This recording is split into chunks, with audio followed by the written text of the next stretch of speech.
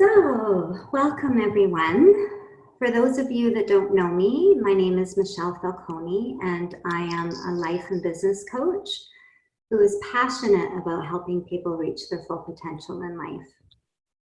So, Conversations Worth Having is normally a live event that I host at the 100 Braid Street Art Studio in New Westminster.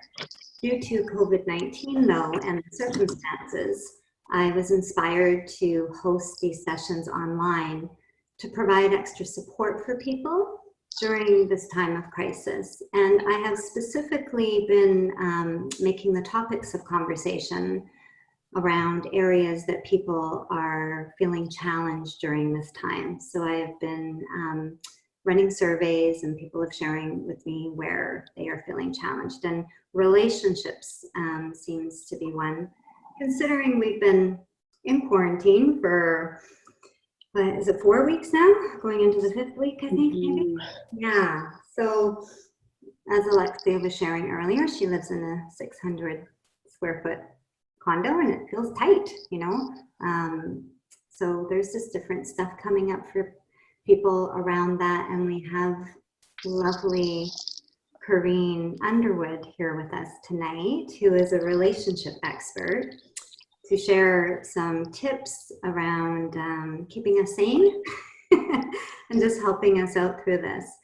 So before we get started though, I just want to take a moment to express gratitude to all the frontline workers out there that are truly our heroes, and we have one, Alexia, here with us. Absolutely.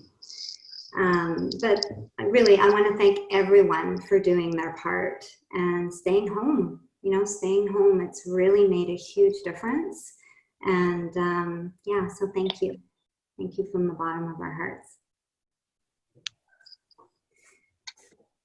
So before we get into this juicy conversation, I would like to formally introduce Corrine. And so welcome. We are honored to have you here with us tonight, Corrine. And Thank you. I'm honored. I really appreciate you taking your time to be with us. Thank you. And, you know, Michelle, I really appreciate you expressing the gratitude to our workers. And gratitude is really my mantra these days. I mean, that's, while we're all in survival mode, it's really what I hone in on. And so much gratitude to be in the space and to share and have a conversation. Yeah, wonderful. Yeah, nice. So before we get going, would you like to just take a moment to tell us a little bit about yourself? And sure. Yeah, I'm happy to. So I'm a mom, and I'm a wife and a lover, and kind of all in the same way. And I'll leave that up to the rest of you to decide what that means. And so my life has taken lots of twists and turns and steep inclines and declines like most of yours. And so my current work, I work as a trauma therapist in the realm of sexual trauma. And I also am a relationship and sex and intimacy coach, and I'm a sexual health educator. So the work that I do is sort of twofold. I work with youth and teachers and parents to support youth with body positivity and healthy sexuality as they grow through the years. And it's very rewarding work to see that, and to be helping to change language around how we talk about our bodies and how we relate to one another, and create more of an inclusive platform and an open platform to talk about and provide age-appropriate information through the stages of life. So that's a big component of the work I do. And then the other side is the one-on-one work with individuals and couples, and meeting them where they're at, right? Meeting them where they're at, not revisiting their story, but working alongside them to heal and to thrive and to live a life of pleasure, because really that's our birthright, and that's what drives so much in what we do. Beautiful. Yeah, you do beautiful work. Thank and you. I'm such a believer that relationships are the most important part of our life.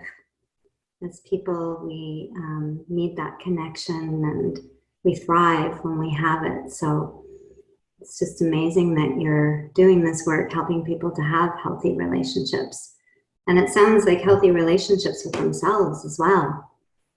Thank you. Yes. And, I just want to reflect a little bit on the times that we're in, because this is proof right here, right now, our desire and our great need for human connection, right? So even though we are not necessarily able to do it in the physical form because we're at home, we're connecting through these platforms. And that is essential to our survival. And we can reach so many people by doing that. And particularly in the realm of intimate relationships. And of course, there's varying degrees of what intimacy means, but it's so fantastic and fascinating to see how creative people are doing by, right? And they, they're honoring the stay at home to help fight this pandemic, but they're also finding ways for them to thrive in this situation and bridge the gap. And it's beautiful. Isn't it? Yeah. So many creative ways. I mean, just see it on the TV and all over social media. And yeah, it's really quite remarkable. It is indeed. Yeah. Yeah. Thank you. You're welcome. So the first question that I'm going to ask you tonight, based on your experience, what do you feel are the top 3 keys to maintaining healthy relationships, and especially during this time? Mm-hmm. It's a tough one because you're asking me to narrow it down to 3. And I'm really going to stew on this one a little bit, but then I might go over the 3. But that's fine. First and foremost, taking in the here and now, we have a profound opportunity to really step into ourselves and get to know ourselves. And I feel that these times are an opportunity to really look at things in a much clearer lens and to create really a blueprint. There's a blank canvas here that you have the opportunity to repair, to heal, or to change direction, but to look at yourself and your own authenticity. And so to really, really get deep inside. And because I work a lot in the somatic realm, and soma means a return to their body. For the most of us, we spend our lives in our heads. And more we are multitasking, and we're surviving. We're operating at the surface level, but losing connection with our own sense of self. Our own, I call it the felt sense. And yeah, it's the felt sense. So, and I'll give you a little phrase: I feel, therefore I am. It's not I think, therefore I am. I feel. And getting back to what we're feeling, what we're sensing inside of us, allows us to really get in tune with our sensation, our instincts, our desires, our true meaning and purpose in life. So like anything, it starts with us. And if we want to add a component of sexuality to that, sexuality is our own responsibility. It's not someone else's. So in a relationship, there often is a tendency to put the onus and the expectation on someone else to fill that cup up, right? And when we can learn to find ways within our body and ourselves and to heal our pain, then the relationships that we go into are there to nourish and grow and thrive, but they're not this like codependent relationship. Now let's also not forget that no matter what we do in relationships, there's going to be expectations. That's just the nature of relationships, right? And with expectations, there's going to be disappointment. Yeah. So along with that, though, the blossoming, the essence of a relationship is really around the repair. When we have disagreements, when we have disappointments, the repair is the meaty bit. How are we repairing this in a way that we're going to grow and thrive? Mm-hmm. And can I just say something there? Because when you say that, it brings this up for me. And making the time to repair. Yes. Right? Because Yes. I see that, and I have experienced it myself, that's a big problem for a lot of us, that we're so busy. Our lives are so busy. So there might be, an argument, a disagreement, a little blowout with your partner, but then taking that time to go back and repair it never happens. And it just gets swept under the carpet because we keep going, like you said, in our heads. Yeah. With our to-do lists, all the things that we have to do. And then so that gets pushed aside.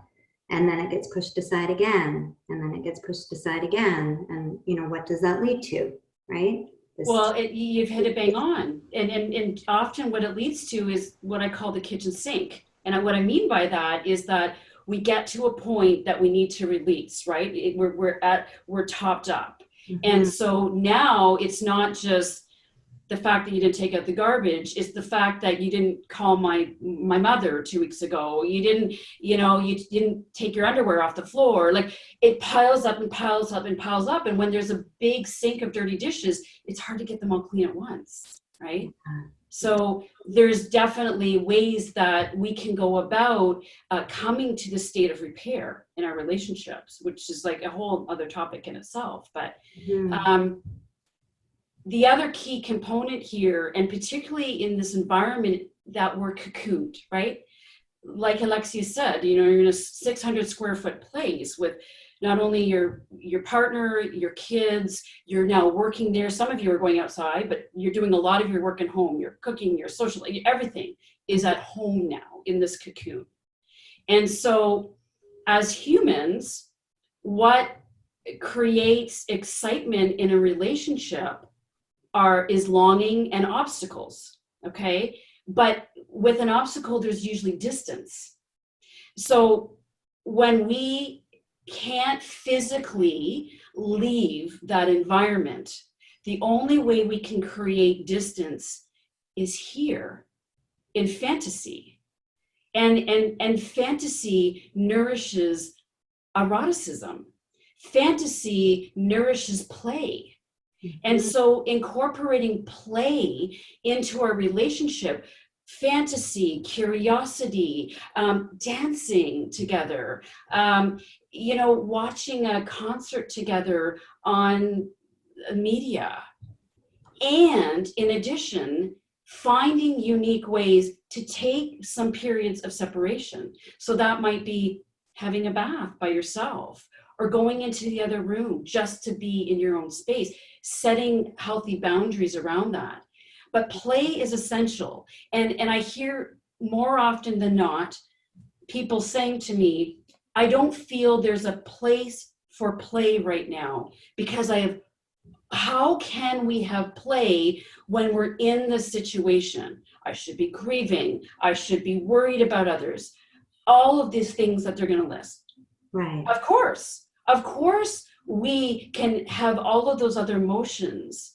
But look at when in war-torn countries, there's been ways of coping through play, through laughter, through fun. The worst traumas in the world people have survived because of play. Yes, yes. So that is so essential. An example of that, you could be sitting next to your partner on the couch and say, hey, where do you come from? Good looking. Like, I'm seeing you in a whole different light. Should we date? Yeah. Right? Having fun with this, like getting out of this, like I'm stuck in a box and I'm grieving, and like light, because that's healing and that's life force there. Absolutely. Yeah. Thank you. Thank you for that. You're welcome. That makes sense. Fun. Having fun. Being more playful. Mm-hmm. You know, and we are the only animals on the planet that are able to have this play in our head. So that's a survival mechanism. I mean, if you look at those that have been in concentration camps, for example, and they have terrible things happen to them, but they survive by what they tell themselves, what's going on here, what their mindset is, what their play is going on in their head. It's Right. an incredible survival tool. Yeah, the gift of imagination. Absolutely. Look at kids. Like they're the perfect example of that, right? Mm. A lot of kids are thriving during this time, and they're utilizing that imagination, that sense of play as the coping mechanism. Yeah. So it's key. There's a whole, relationships, there's a whole list of things in relationships, creating healthy boundaries, speaking from the I perspective, when we're talking about our feelings, and deep listening with one another. Mm-hmm. And particularly in these times when we are being faced with stressors that many of us have never experienced before. And I'm not saying we haven't dealt with stress. I'm saying in this capacity. Right. So our bodies are doing things that we don't even know, we don't understand, we can't comprehend. Mm-hmm. And so and we might deal with things in a different way. We might lash out, we might withdraw, and to have empathy for one another. But that doesn't mean that we can't share our emotions and our vulnerabilities, because that deepens intimacy. But bridging that by bringing it from the I perspective, so that we're not putting that responsibility necessarily on that other person. Right. Yeah. Yeah. And just really staying with that I am responsible for my happiness. Yes. But I can share how I feel. Absolutely. Right? Yes. Yeah. Mm-hmm. Yeah. Thank you. You're welcome. So, can you share some tips with us how to stay grounded and resilient in your relationships during these times? And if perhaps you have like a daily practice or routine that you do, any sort of ritual that you practice that you find helps you? Thank you, Michelle. For me, physical movement is important, and also not only for my health, my mental health and emotional and physical health, but also it moves energy through our bodies and sexual energy, right? And so for me, it's definitely exercise. And as I had mentioned a little bit earlier, that I'm finding it so busy now earlier in the mornings that I get up earlier. And because I do find we're so blessed with living on the West Coast and having these long days that the sun is up right early. So that's how I start my day. And The physical exercise? Sorry? absolutely. Yeah, it's through physical exercise, whether it be a cycle or a run or a yoga class, it'll do virtually, something to get my body moving. For me, my mental health and my creative energy is ignited in a positive way through movement and exercise. Yeah, I can relate to that. Yeah, it's I find that the most fun and juicy ideas come out of my runs. Yes, yes. Right? I experience the same. It's like, whew, imagination and ideas just go crazy. Sometimes Yeah. I have to start recording, actually. Yeah. Yes, that's a great idea. I Mhm. was thinking that the other day, actually. I'd like to do that. I just have to sort of coordinate the holding of the phone or whatever I have to do. Yeah. But yeah. I did So, get this little strap-on thing for a gift. It oh, straps on your fabulous. arm and your Yes. slides inside.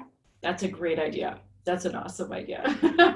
The other, for me, a huge part of, because I'm a kinesthetic person, meaning that I need touch, and now we're lacking touch for many of us. So finding ways to touch, for me, it's getting my hands in soil and planting and baking bread, kneading bread, painting. My daughter and I were finger painting the other day, And then my husband joined in, and it's like we had this playtime, right? And moving our hands. So those things I find are very deeply grounding. Plus I'm connecting sensory with my body, right? So, and believe it or not, our hands are the third most sensitive part in our body. So our genitals being first, our mouth second, and our hands. And we tend to clasp and tense all day long because we're typing. And so anything that we can do that is opening up and moving with different textures on our hands will actually liven up our sensation, which then is an added component in our relationships for physical touch. Yes. And slowing things down. And the other is meditation is huge for me. A meditation practice. So either we'll meditate before a run or after, or after some sort of exercise. But in that meditation, for me, the focus is on gratitude, but it's also on just being. And so the releasing of any of the what about this and the concerns and the negative thoughts, it's just observing and letting go. And through that, I find it creates incredible resiliency for me. But on a direct relationship sense, and with my husband, my partner, and my daughter, we have a little ritual that we share, and it's we do it together at the end of the day. And what was one love and what was one learn that we had, right? And we each share that with one another, because we get insight into each other's mind and feelings. It's intimate, and it's also shows so much gratitude and just this beautiful connection and sharing. So one love and one learn. Yes. Yeah. So one thing that we really loved, and there could be many, right? But the one thing that was like just really did it for us, and the other was, what was one learn? That was something that we can take away. Something also I've started, I'm a survivor of an eating disorder that I had for 20 years and body dysmorphia. And so I have a 10-year-old, and I want her to be able to thrive in her body without the focus on always the physical part, right? Like, and how I'm looking all the time. And even in respect of my husband, we all, masculine or feminine, we go through parts that we need, we're not necessarily feeling our best, right? And so we practice mirror work, and mirror work is literally, we will stand in front of the mirror anywhere from 3 to 5 minutes a day. We choose one body part to honor and one characteristic that we like about ourselves, and we put it on a sticky note on the mirror. And by the end of the week, we have this plethora of things, and we go back and we look at them and like, okay, so even if I had a really tough week, these are the things that I can rely on with my body and myself and my character. Right. And it's super helpful. That's so fantastic. And you do this together? Yeah. All three of you? Yeah. Wow. That's as much as we can, depending on schedules. My husband is an essential worker as well, so he's often out really early at 4:30 in the morning. But yeah, when we can, yeah. When we can, yeah. That's a really great practice. Thank you. I have done some mirror work myself and found it to be really effective. Yeah, it is. Around self-love and self-compassion, and just telling myself certain mantras, looking at myself in the mirror, and very powerful.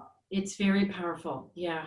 And we look forward to it now. At the beginning, it's something that I think was sort of like, are we going to do this really? And yeah, I know. But now that we've gotten into it, it's like we're actually look forward to that, right? So well, it just becomes a natural part of your life, and it just enriches your life in so many ways, right? Definitely. It's just getting going with it, getting in action and starting these practices. Yeah. But when you do, they make such a difference. Yeah. Such a difference. It really does. They're life-changing. Yeah. That's right. Sure. So what do you see as being the most common challenge for people when it comes to relationships? Like, is there something that you see all the time, like that's just really common between people? Yes, differences in desire, and that's, you know, I find that sort of the common thread is that one person is here in the relationship in terms of desire, and the other person's not at the same place, whatever that place is, right? Non-existent, partially existent, and that tends to bleed into other parts of the relationship.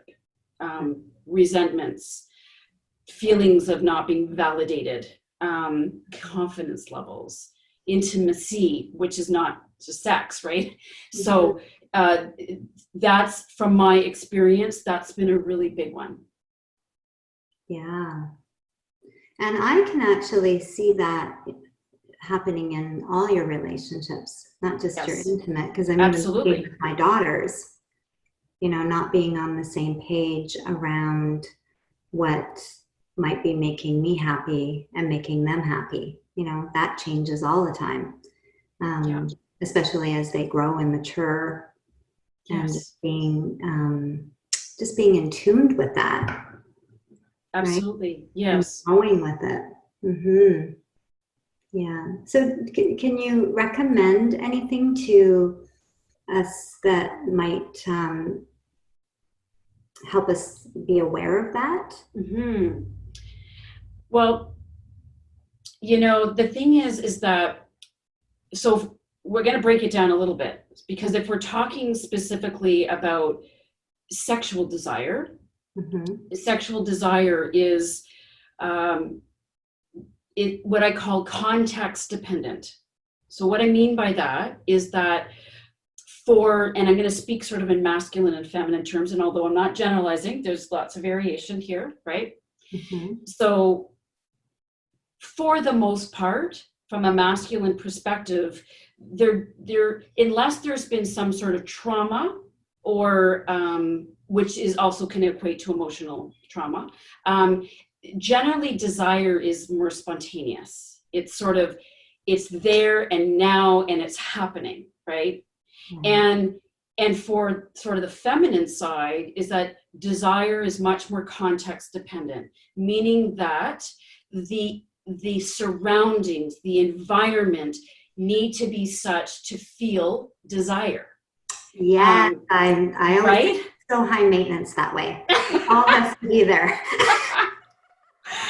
And the specifics to that are going to vary from one person to the next, right? Oh, yes. Of course, right? Yeah. And then the added layer to the whole context of desire is, for the most part, again, the feminine, we're a much more responsive, meaning it's not spontaneous, right? It's more, okay, my friend invited me to the party. I'm going to use something very non-sexual here. And, you know, I'm not really excited about going, but I go to the party and I'm having these really great conversations. The food is good. So now I'm building excitement because it's responsive. I'm feeling safe enough. I'm feeling on my game. I'm engaging with people. And so that's sort of the same with sexuality for the feminine, is that, you know, there has to be a willingness, right? But desire is, you have to cultivate it. And so if we turn our way and just like, well, I'm not desiring anything, I'm not interested, then the shutdown happens, and then the resentment builds, and these patterns start forming, right? Yeah. So it really comes down to the understanding of the different types of desires, and within that understanding, how to then maneuver through that. And you know, even if for, let's say, a year or 6 months, two people are on the sort of the same plane of desire, that doesn't mean it's always going to be that way. Right? Right. Yeah. And so yeah, it's messy. Life is messy. Sex is messy. There's ebb and flow, and there's change and growth. And as long as couples are willing and they're open to adaptation, and the understanding, and creating play and safe enough situations that we can relax our nervous system, and have these environments that we feel safe enough to engage, then the sky is the limit. Yeah. It's just, the world is your oyster, right? It's and I'm not trying to simplify it, but we tend to put all these barriers up and think, oh, why don't they like me? There's something wrong with me. And no, we're just different beings that operate in a very different format. Yeah. Yeah. Yes. That's so incredible. Thank you for sharing that. It just makes You're welcome. sense. And what I will do is I'll type up some great takeaways from this and then post Awesome. it in the conversations worth having with your contact information as well, so anybody can get that out of the group. Great. Thank you, Michelle. The Facebook. Yeah. Wonderful. So, okay, let's just get a little bit personal. Okay. I'm ready. What has been your most valuable lesson that you have learned about relationships in your life? Showing up in your full authentic self and being seen. You see, for me, I went through so much of my life, and this stems from the fact that I basically, and I'm not going to get into my deep history here right now, but from a very young age, I was so in love with bodies. And, as a parent, I'm like, oh my God, I probably shouldn't tell my daughter this, but like I was, like from the time I was 8, like I thrived on physical touch. I thrived on connection. And then, life happened and I went into this state of change with this eating disorder. And in that time, I became very closed off. And it was a, protection, and for so many other reasons. But once I came through that and healed through that, I went from being closed off in my body to needing intimacy and sex as a means of validation. But that happens a lot to people.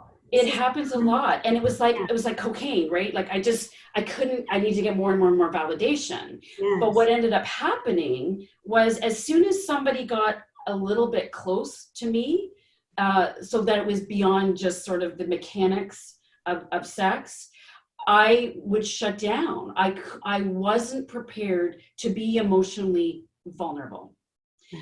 And so I was hollow inside. I was craving. And I think that's what was feeding this, like, oh my God, it's like someone, constantly buying chocolate or chips, right? It's like, and so it wasn't until I stepped into my vulnerability and showed up, took a risk in myself and showed up in my true form and said, here I am, take me or leave me, literally. Like, this is me. This is what I bring to the table.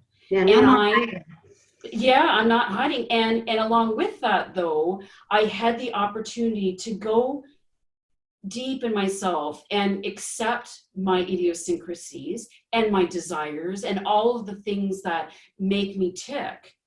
So when I showed up in the full sense of the word.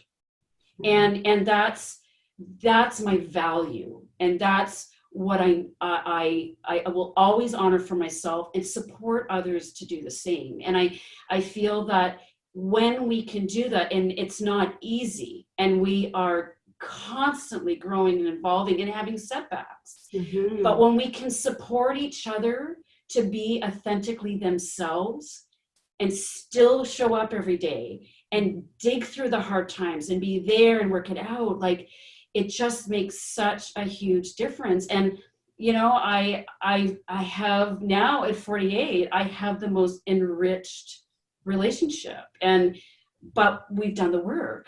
We did the work and we showed up authentically, and we continue to do that every day. And it's having those tough conversations. Very tough conversations, yes. Very uncomfortable conversations, yes. Yes, but they're necessary in order to keep that connection. Absolutely. You know, And either one or the other, really. well, and I think as well, for me personally, what I did, through the times I've experienced trauma in my life, which is a very common trait, we go into this fight, flight, freeze, or dissociate response, right? And my tendency was to dissociate. It was, if the feel is too hard, I'm gonna numb out, right? Mm-hmm. And in the numbing, I was really taking years off my life because I wasn't truly living. And so I challenged myself with support to keep stepping in to the feeling, the emotion, and digging through it. Yeah. And that's where the discovery comes from, right? Oh, yes, I know exactly what you're talking about. Yeah, I've experienced that. And once you choose that as your way of life, you can't go back. That's right. It's learning to move into it, lean into it. I use that language a lot. Yeah. Lean into the discomfort, lean into the pain. Don't resist it and, find ways to distract yourself, which is keeping yourself so busy. We're able to do that, in our culture. It's very easy. But rather than doing that, lean into it, go there, honor your truth. Be with your true feelings, and then the next step is being able to express them. That's right. And part of that too with the expression is setting really clear and healthy boundaries, personal boundaries, right? And boundaries are, they're not a blocker. They're an enricher, I say, right? And it is when we have healthy boundaries with one another that we actually have deeper relationships as a result. Yeah, they're actually there to support you to thrive. That's right. Put them into place. That was learning for me to frame it that way with boundaries, is that they actually are a structure that supports me to thrive. Yeah. Right? Absolutely. Yeah, and they're such a game changer. I highly recommend Nancy Levin's book, Boundaries Will Set You Free. Oh, I someone else just suggested that book to me the other day. So it's actually, I've put it on Audible, so I can't wait to listen to it. Yeah, it's fantastic. I highly recommend it to everyone on the call. It's really helpful. And she does a lot of step-by-step exercises in the book. Awesome. So very easy to, integrate them into your daily life. Yeah. That's great. It'll be a running book for me. Listen and run. Awesome. Yeah. So I'm going to open us up for Q&A now to see if anybody has any questions. So I'm going to unmute.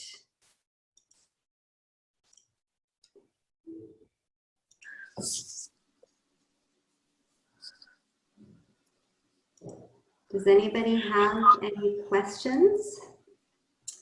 Anything that they'd like to share or ask Corinne or myself? I pick Corinne's brains all the time, so all of a sudden I'm out of questions, but I'm sure that they'll come to me. Okay, well, please let us know if you have something. I have a question. Okay, beautiful. Thanks so much. I took lots of notes and I feel like I have lots of things to think about. Okay. But Corinne, one of the things that I have a 12-year-old daughter, and I care deeply about our children, the collective children that we are all raising together. And I'm just wondering if you can speak to ways that we can support, for me anyway, girls, but boys as well, in terms of how do we support them to explore this idea of sexuality and sexual energy, which is so natural and normal, but kind of freaks us all out because so many of us grew up in a generation or in homes where our moms or dads didn't really know how to talk to us about it. So, we've maybe kind of figured some things out for ourselves, and but we still have blocks around how to engage with the next generation around these conversations. So any insight you have, I would be really grateful for as a mother, but also as an advocate for healthy children in general. First of all, I want to thank you for being an advocate, because my feeling is that it takes a community. Our sexual health and well-being, and especially for youth and the next generation, it's really about community and really stepping up to open dialogue and share resources. So I really glad you brought that up, and your desire as a parent. So your daughter, I presume, is either right in the midst of puberty, or she's on the cusp, or she's a little later, like somewhere in there, right? Okay. So one of the things that I work with parents on is what I frame as creating a sex positive home environment. And what I mean by that is having available lots of resources for them. So there's two ways to do that. One is as a parent, right? And we can be, as parents, what I phrase as askable adults. So somebody that we are the go-to person for our children, right? And I'm talking, we're the go-to person for our children generally anyway, but specifically when it comes to bodies and sexuality. And how do we do that? Well, we do that first and foremost by creating this environment, right? And as we know it, kids will go through specific stages of development. And the time that they're in puberty, often that's the ick stage. That's right. So it's going to be a little bit more challenging to broach the subject, right? And I don't know about you, but I grew up in the era of the talk, and the talk didn't serve anybody, right? And I'm a product of not having accurate age-appropriate education, hence my desire to change the world sexually speaking. So there's amazing resources out there. So what I say is that you can broach the subject with your daughter and say, I want to arm you up with some great reading and resources that you can access at your own pace. And I'm here to support you. We can watch them together. We can read them together and see what her reaction is, right? If her reaction is like, ew, ick, which it might be, right? That's okay. You leave them around the house. You get lots of books on body positivity, anatomy, dating, and I have a whole plethora of resources. And Michelle, I just maybe on my website, I have a resources page that is all broken down to age appropriate information. Okay. And so I'll guarantee that if you leave them around the house, leave one in the bathroom, leave one in her bedroom, leave one on the coffee table, that eventually she will start flipping through it. And just observe, and then maybe give it a bit of time as you've been observing, and then now's your chance to say, so what did you learn? I'm really curious. I'm here for you. I'm here to answer questions for you. And the added component to that, we have a beautiful opportunity as parents, particularly as our kids when they're going through puberty and beyond, to share our own stories. Because that makes you cool, not only, but it makes you human. You're not just a mom, you're actually a human being, right? Yeah. And sharing, I'll give you a perfect example. I mean, my daughter is super curious about, menstruation. She has been since the time she's 6. And I'll tell her, look no one talked to me about getting my period and menstruation. I thought I was dying when I got my period. And so I don't want you to have that same experience. So here's what I use. There's pads, there's tampons, I leave stuff around the house. Everywhere. I have a vulva pillow. I'm a sex educator, right? So I have a vulva pillow. I have my room, the red room. And it's my daughter and her friend's favorite room, right? Because the more things they can touch and feel and squeeze and grab, the more normalizing it is for them. It takes away the shame and the stigma. Now, very briefly, There's 3 ways to answer a question. Now, well, first, before we go into questions, though, don't wait for her to ask a question, right? Because some kids may never ask. So you want to just, again, create this environment that stuff is around. And, maybe she's already seen menstrual blood and knows about you menstruating. But if she hasn't, give her an opportunity to say, like, I'm menstruating, if you still are, and I'm feeling a little more tired and I need a little extra help around the house, and I want to support you as you're going through the same, right? But if they do ask questions, there's 3 steps, and they're very simple. Number 1, you want to acknowledge the question. And what I mean by that is, if you're making dinner, you're in the bathroom, you're driving the car, which generally they'll ask you a question when you're doing all those things. You acknowledge and say, great question, so important, I'll get back to you, and make sure you do. So that's number 1. Number 2, you want to answer with the facts. So don't go into this long diatribe. Literally, you give them factual information. I'll give you an example about that in a minute. Number 3 is the most important. You want to check in to make sure you answered the question they actually asked. Here's an example. I had a parent whose kid went to them and said, Mom, what is masturbation? So she said, thank you for bringing this up. I'm glad you asked this question. It's important. Masturbation is a way of pleasuring our bodies. It feels good, and we do it in private, right? That's what she said. Now, this was a question from a 9-year-old, so you can get a little more specific as they grow in terms of touching the genitals, right? And so when she checked in, she said, did I answer the question for you? And the child said, no, actually, I was asking permission, right? So that piece is super important.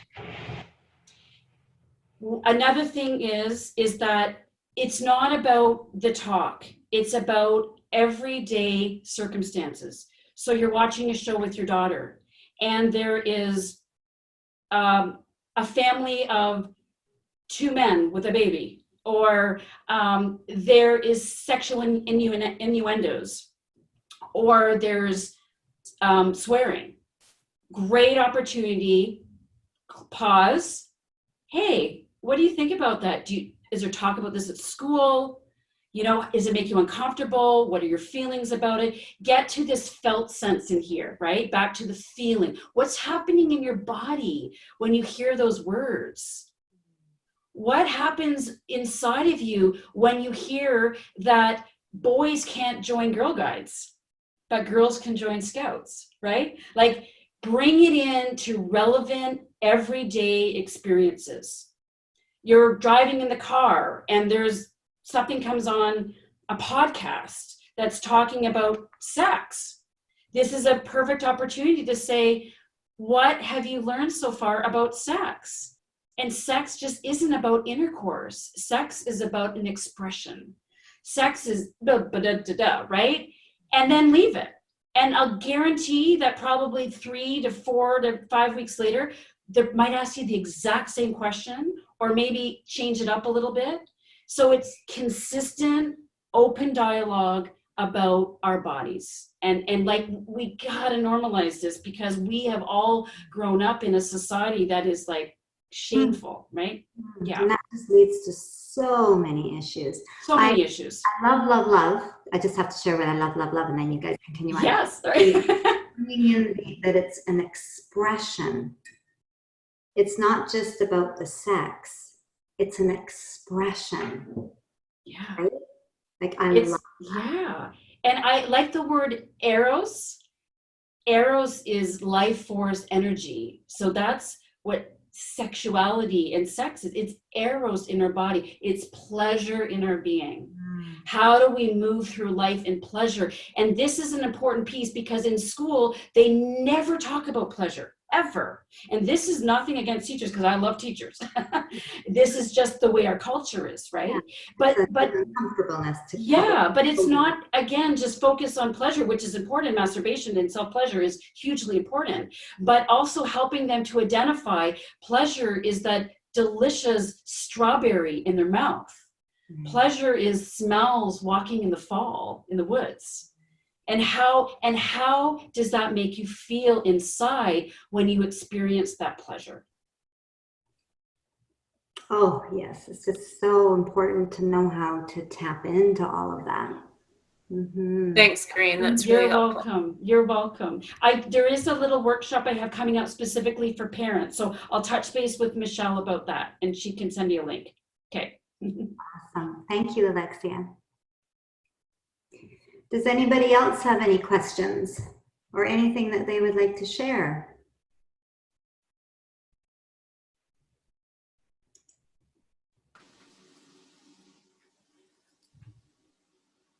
I can keep going. Sure. I have lots, but I want to make sure everybody else has space. Yeah. I don't see anything else coming up. So Okay. you're on a roll, So, Alexia. yeah, one of my questions is if you can help us maybe with some verbiage around opening up these conversations with our partners. So that we're coming to the conversation with from a place of inquiry and curiosity and a desire for connection, as opposed to, I don't know, creating more distance, or I think I'll just leave it there. But Awesome question. So let me ask you a question, if you don't mind. What is your communication style? we're both avoiders. Okay. So what are you most comfortable with? What format of communication are you most comfortable with? Writing, talking, recording it, or is it the in-person? In person. Yeah. Okay. So somebody has to make the first move.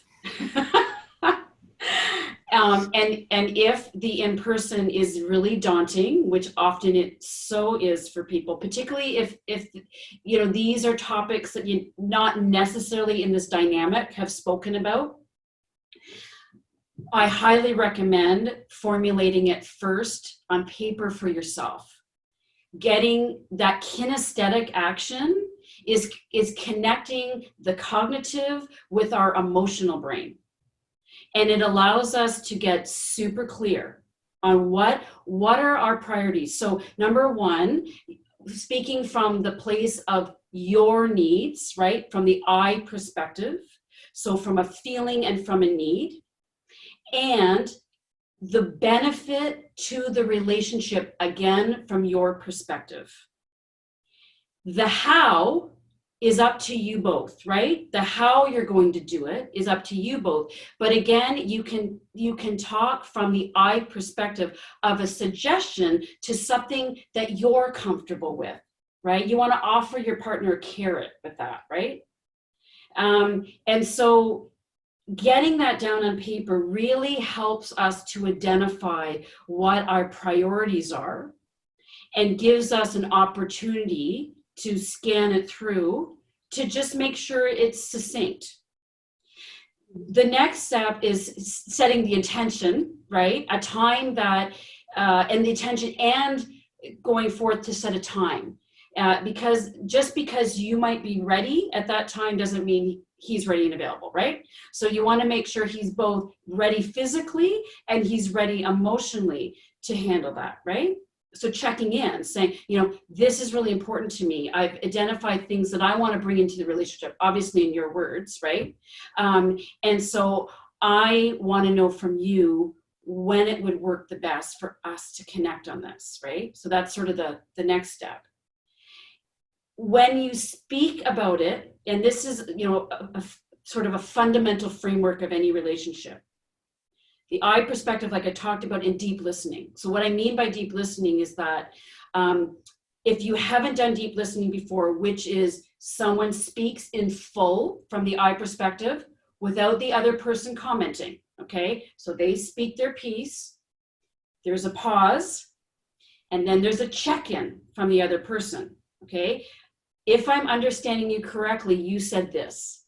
Okay, because a lot can be misconstrued in communication. So, but if that hasn't been a style for you both, you want to set that up in the initial conversation. So when we talk, this is, whatever, I love you so much. This is so important to me. It's probably going to be a bit uncomfortable for me. And how I would like to see it roll out is that we allow each other to speak in full from a feeling sense and an I perspective. And then we check in with each other to make sure that we're under the same understanding. And once we've reached that understanding, then we work on the action, the solution, how we're going to do it together, right? That's sort of, I mean, we can talk deeper about this because there's more layers in there, but to give you a little bit of a framework for now. Does that help? Yeah, it's perfect. Okay, awesome. Yeah, I just needed a framework. So Awesome. thank you. You're welcome. Great advice. Thank you. Happy. This is my favorite subject. I could talk about all day. Yeah, so could I. Just relationships and how they work. And I love hearing people's stories. It's always through the sharing that we all learn so much. So true. Yeah. Mm-hmm. So we are at our time, just slightly over. So I'm just going to take a moment to thank you again. You're welcome. For being here and sharing your expertise. And I want to thank everyone who joined us tonight, being here. I also want to remind you that I will post some great takeaways and also Corinne's website information in Conversations Worth Having on the page that I have on Facebook. So you should, I'm pretty sure everyone, maybe not Orshi. So I think Orshi knows how to. Yeah, thank you. So you'll have and on my Facebook page and my website, there's the events listed there, the online events. So I just want to express so much gratitude for you, Michelle. You're so inspiring and I love you. And I'm grateful to be on. And to all of you, thank you for holding space, for asking awesome questions, for listening, and just being dedicated and devoted to this very, very important topic. Yeah. Yeah, thank you. You're welcome. So love to you all. Yes. And everybody just stay positive. And as Alexia was saying earlier, I'm not sure if everyone was on, but she is a nurse and she's feeling very optimistic of the way things are looking. And as you know, the news, Dr. Bonnie Henry is sharing that we're all doing a great job. So I'm very optimistic also that we're going to start seeing some gradual openings, things in May. I think our life is going to slowly start getting back to the norm. So, yes. And now we've got all these great relationship tips that just keep moving forward. Stay safe and healthy, everybody, right? Yeah. Yes, for sure. You're welcome. Thank you. Thank you. Good night. Bye-bye. Good night.